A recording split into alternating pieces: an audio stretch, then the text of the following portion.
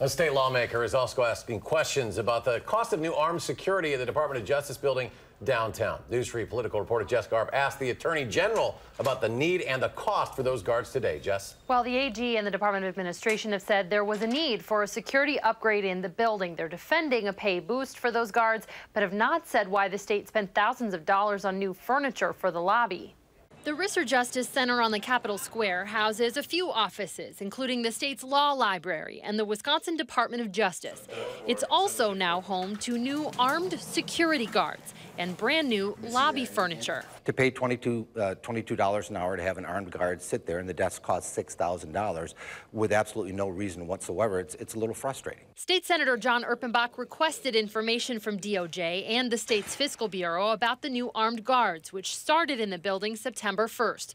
The state said the move was made because of security concerns. I don't know what the security issues were. When I asked them about it, that's what they told me. They wouldn't elaborate. There have been no threats. We asked Attorney General Brad Schimmel, who was speaking at Marquette University, about the reasons for the change. There aren't any large police departments you can just walk into.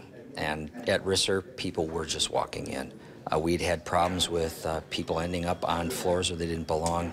We have confidential and sensitive information in our Criminal Information Bureau. We have a law enforcement agency. Schimmel could not say why new furniture, including a $3,800 desk, was purchased for the lobby at a cost to taxpayers of $6,000. Can you explain why those purchases were made, why the level of expense?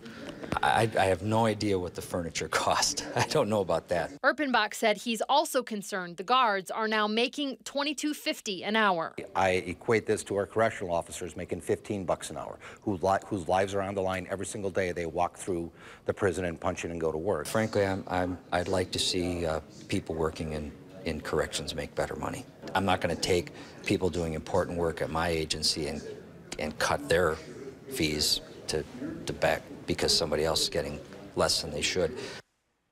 The AG referred our questions about the furniture to the Department of Administration, who has not yet gotten back to us about who approved that purchase. In the meantime, they've offered a tour of the Risser Building's new security features to Senator Erpenbach, who has declined, saying that doesn't answer his questions about the costs or the need for the measures. All right, interesting story. Jessica Garb reporting tonight. Jessica, thank you.